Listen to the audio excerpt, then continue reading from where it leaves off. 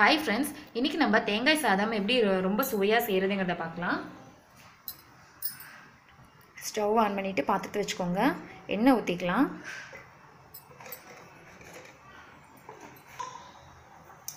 எண்ணெய் நல்லா காஞ்சிருச்சு. கடுகு போட்டுக்கோங்க.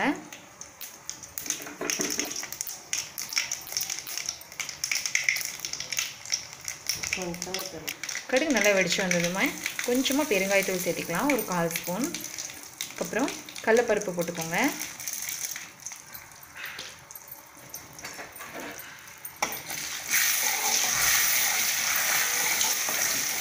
இப்போ நம்ம கட் பண்ணி வச்சிருக்க பெரிய வெங்காயம், கருவேப்பிலை, அதுக்கப்புறம் பச்சை மிளகாய்.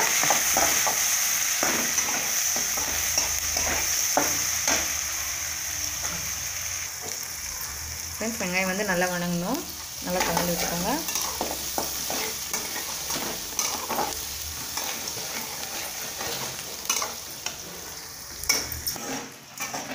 தேங்காய் சாப்பாட்டுக்கு நீங்கள் வந்து சாதத்தை இந்த மாதிரி உதிரி உதிரியாக நல்லா வடித்து வச்சுக்கோங்க ஃப்ரெண்ட்ஸ். அப்போ தான் வந்து நம்ம இது வந்து உடனே கலந்துக்க ஈஸியாக இருக்கும்.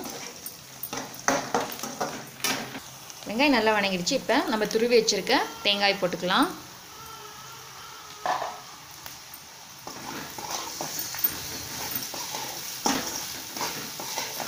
தேங்காய் நல்லா வணங்கட்டும்.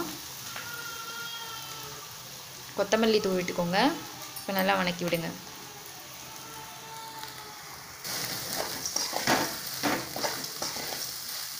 தேங்காய் வந்து எந்த அளவு வணங்குதோ அந்த அளவுக்கு ரொம்ப டேஸ்ட் கொடுக்கும் தேங்காய் சாதம். உப்பு போட்டுக்கலாம்.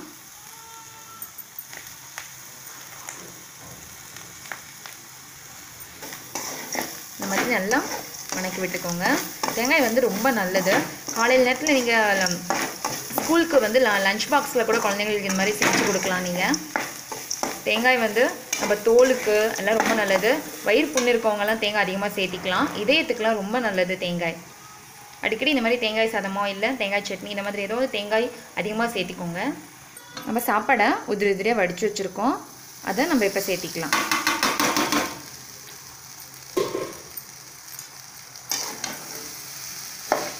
கலந்து விட்டுக்கோங்க. குயிக்காக ரெடி ஆகிடும் டேஸ்டியான நம்ம தேங்காய் சாதம். ஃப்ரெண்ட்ஸ், பாருங்கள் நல்லா கலந்தாச்சு. தேங்காய் சாதம் குயிக்காக ரெடி ஆகிடுச்சு. கண்டிப்பாக உங்கள் வீட்லேயும் செஞ்சு பாருங்கள். தேங்க்யூ.